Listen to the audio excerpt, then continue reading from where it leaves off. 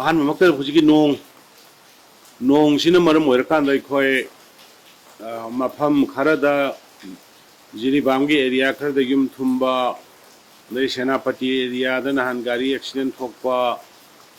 ꯑꯗꯒꯤ ꯊꯪꯒꯥꯜꯒꯤ ꯑꯦꯔꯤꯌꯥꯗ ꯍꯧꯖꯤꯛꯇꯤ ꯌꯨꯝ ꯃꯔꯤ ꯃꯉꯥ ꯂꯦꯟꯁ꯭ꯂꯥꯏꯗ ꯇꯧꯕꯗꯒꯤ ꯂꯩꯕ ꯌꯥꯗꯅ ꯑꯇꯣꯞꯄꯗ ꯁꯦꯜꯇꯔ ꯇꯧꯔꯒ ꯂꯩꯕ ꯑꯇꯩ ꯑꯇꯩ ꯗꯤꯐ꯭ꯔꯦꯟꯁ ꯑꯦꯔꯤꯌꯥꯁꯤꯡꯗ खरा यामना मेजर मक थोक्त्रगसु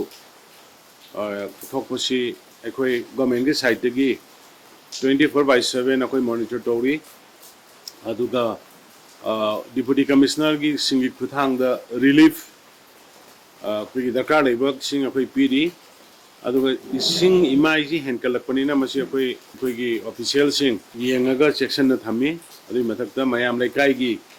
इचिनाव मयाम तुरेन खोंपान मयादा ताबा इचिनाव मयामना सपोर्ट पीदना मतम मतम के अवाटपा तौदना तौरी अदुना मसिमा अखोई पुन्ना सीजन अमगी तौरकपनिना अखोई थेंगनमिनसी असमदा याम साथीना सोइबा अरुणाचल नॉर्थ ईस्ट के मफम मयामदा मसी इफेक्ट तौरे दो अखोई मणिपुर दसु खरा गई अदुम तौरे अदुना मसी अखोई मयाम थेंगनमिनसी गवर्नमेंट मदुगी प्रिपरेशन फजना लेरे अदुगा मयामगी पुन्ना मसी होनमिनसी मयामगी